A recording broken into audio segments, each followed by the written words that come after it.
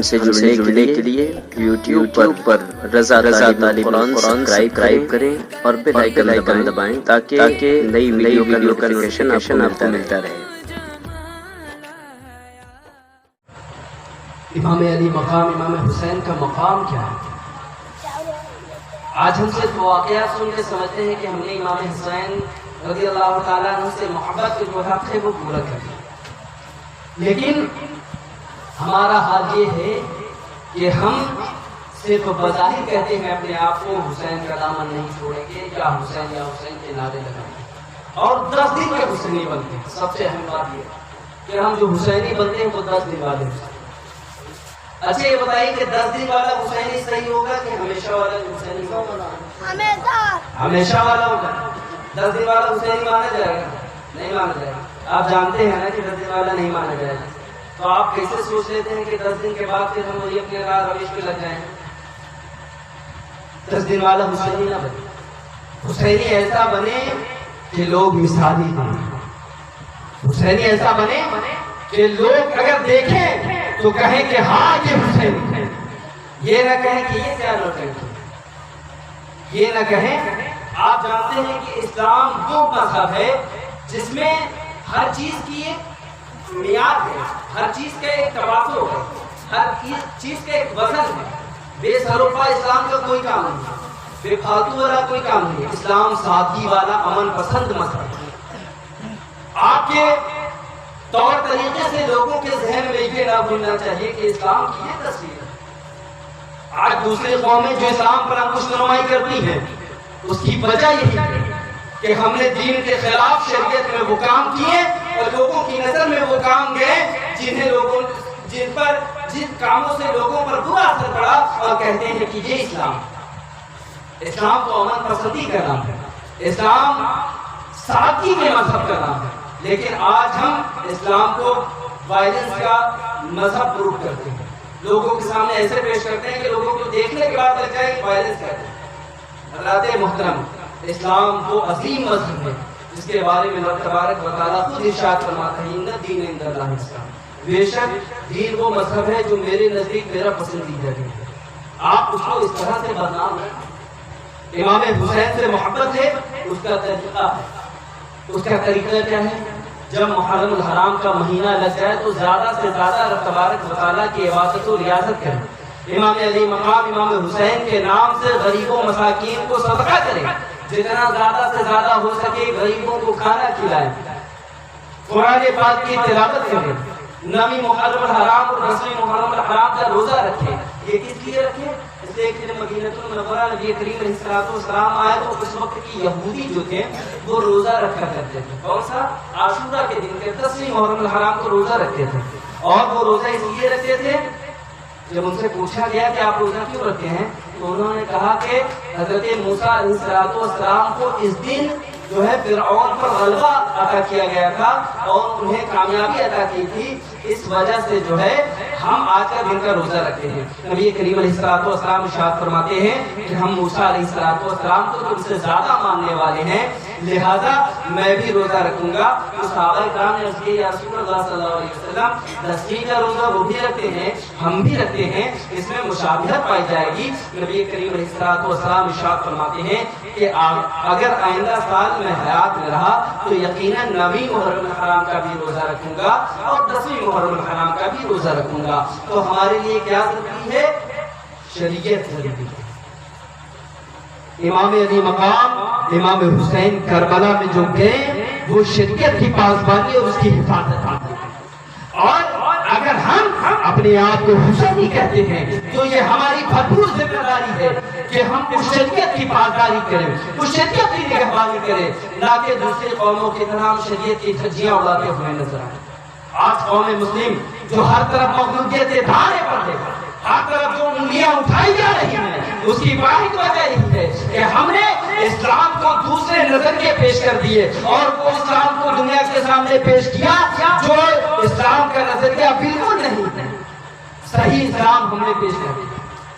آپ جانتے ہیں کہ ہمارے اسلاف اکرام نے ہم سے بہتر زندگی گزاری ہے اور آج تک اور قیامت تک لوگ انہیں عزت کی نظروں سے دیکھتے ہیں اور ادب سے سے عزت و احترام سے یاد کرتے ہیں. کیا انہوں نے اس دنیا پر, اس زمین کے اوپر, اس آسمان کے نیچے انہوں نے زندگی نہیں گزاری ہے؟ یقیناً انہوں نے بھی یہی زندگی گزاری ہے, لیکن انہوں نے اسلام کی وہ تصویر پیش کی کہ انہیں جو ہے رہتی دنیا تک یاد کیا جاتا ہے. لیکن آج ہم اسلام کی ایسی تصویر پیش کرتے ہیں کہ جس بھی دہانے پر جاتے ہیں آج ہمیں نشانہ بنایا جاتا ہے, اور مسلمان کہہ کر کے ہم پر ظلم کیے جاتے ہیں. اس کے ذمہ دار ہم خود ہیں, اس لیے کہ ہم نے اسلام مذہب جو کہ اتنا خوبصورت مذہب تھا, ہم نے اس کو اس طرح سے داغدار اور بدنما کر دیا ہے کہ جدھر ہم جاتے ہیں ہمیں مغلوبیت کا منہ دیکھنا پڑتا ہے. حضرات محترم امام حسین رضی اللہ تعالیٰ عنہ کربلا میں جو گئے تو صرف یہ بتانے نہیں گئے کہ صرف شریعت مطہرہ کی پاسداری کے لیے,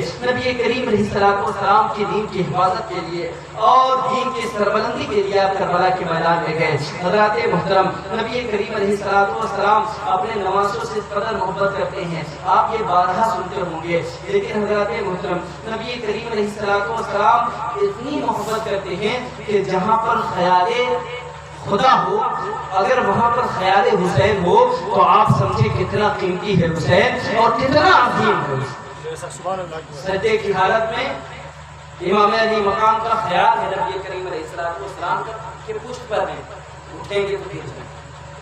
آپ اندازہ کریں کہ جو نبی حسین کو اپنی پشت سے گرنا گوارا نہ کرے, وہ حسین کربلا کے میدان میں اگر بے دردی کے ساتھ شہید ہوا ہوگا تو نبی کریم علیہ السلام کو کس قدر تکلیف ہوگی. لیکن امام علی مقام امام حسین نے کیسی زندگی اور کیسی قربانی پیش کری.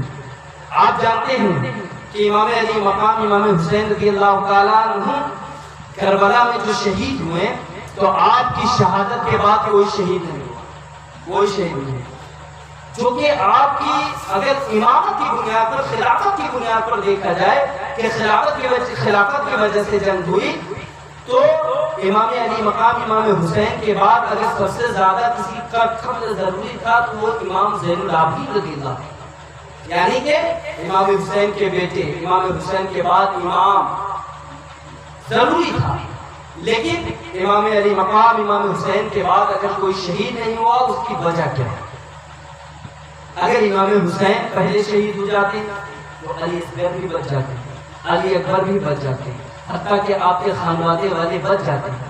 آخر کیا بات ہے کہ امام علی مقام امام حسین نے اپنا سر دینے میں دے دی, کیا وجہ؟ حضرت آپ نے اہل بیت اکرام کے گھر کو جانا ہی, اہل بیت کی شان کیا ہے آپ نے پہچانا ہی. یہ انہی کے نواسے ہیں جو فتح مکہ سے قبل نبی کریم علیہ السلام کی شان میں مکہ والے اس قدر ظلم کرتے تھے کہ نبی کریم علیہ السلام پر پتھروں کی بارش کرتی ہے. نبی کریم علیہ السلام کی راہوں میں کانٹے بچھایا کرتے تھے. نبی کریم علیہ السلام نماز کی حالت میں ہوتے تھے تو اونٹ کی اوجھڑی آپ کے پشت پر رکھ دی جاتی تھی, اور اس قدر اسلام والوں کو, اسلام لانے والوں کو مارا جاتا تھا, اس طرح سے تکلیف دی جاتی تھی. روایتوں میں آتا ہے کہ ایک مرتبہ حضرت صدیق اکبر رضی اللہ تعالیٰ عنہ جب نبی کریم علیہ السلام کی پیٹھ پشت پر اوجھڑی رکھ دی گئی, حضرت صدیق اکبر رضی اللہ تعالیٰ عنہ آتے ہیں اور آنے کے بعد جب آپ ناراضگی کا اظہار کرتے ہیں اور لوگوں کو ڈانٹتے ہیں تو وہ لوگ حضرت ابو بکر صدیق رضی اللہ تعالیٰ عنہ کو اتنا زیادہ مارتے ہیں, اتنا زیادہ مارتے ہیں کہ آپ کچھ نہیں پاتے. حضرات محترم اتنا زیادہ تکلیف دینے کے بعد 13 سال متواتر ایسے ظلم و ستم کے پہاڑ توڑے گئے. آپ کے گھر والوں کو تمام طرح سے بائیکاٹ کر دیا گیا. ایسی اذیت اور ایسا ظلم جھیلنے کے بعد جب نبی کریم علیہ السلام مکہ سے ہجرت کر کے مدینہ آ جاتی ہے اور اس کے بعد 8 سال کے بعد جو فتح مکہ کا دن ہوتا ہے, جب نبی کریم अलैहिस्सलाम फातिहाना शान से मक्का मुकर्रमा में हाजिर होते हैं तो वो जो जुल्म करने वाले जालिम थे वो तमाम उस वक्त मौजूद थे, लेकिन नबी करीम अलैहिस्सलाम जब मक्का मुकर्रमा तशरीफ लाते हैं तो इरशाद फरमाते हैं वान तुम तो रुकाओ, यानी कि मैंने तुम सबको माफ कर दिया। ऐसे अजीम नबी का नवासा है, ऐसे मोहब्बत करने वाला और ऐसे रहमदिली करने वाले नबी का नवासा है।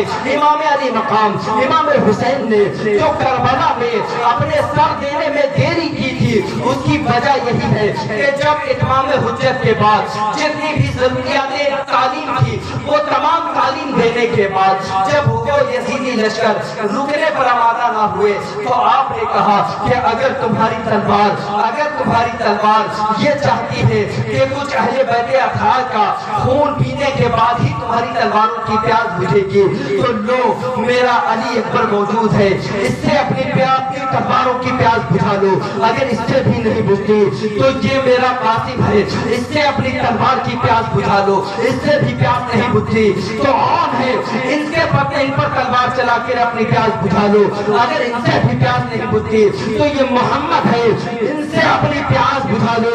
अगर तुम्हारी तलवारों की प्यास अब्बास अलमबरदार के बाजू से भी नहीं बुझती है तो ये लो मेरा 6 माह का मासूम नन्हा अली असगर मौजूद है, इससे अगर तुम्हारी तलवारों की तुम्हारे तीरों की प्यास बुझ जाए तो मैं कल मैदान क़यामत में तुम्हारी शफाअत का उस वक्त भी ज़राए तलाश करूंगा।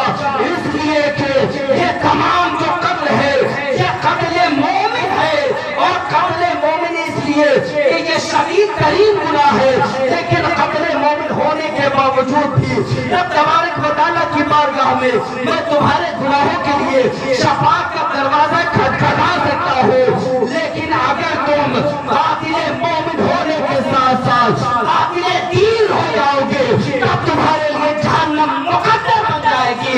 इसलिए उन यजीदी लश्करों पर रहम का मकाम पेश करते हुए आपने अपनी शहादत को देर की, इसलिए कि हुसैन जानते थे कि ये जो कत्ल है ये कत्ल मोमिन है और मेरा कत्ल सिर्फ कत्ल मोमिन है, इसलिए कि हुसैन का कत्ल दीन का कत्ल है। तभी तो सरकार गरीब नवाज इरशाद फरमाते हैं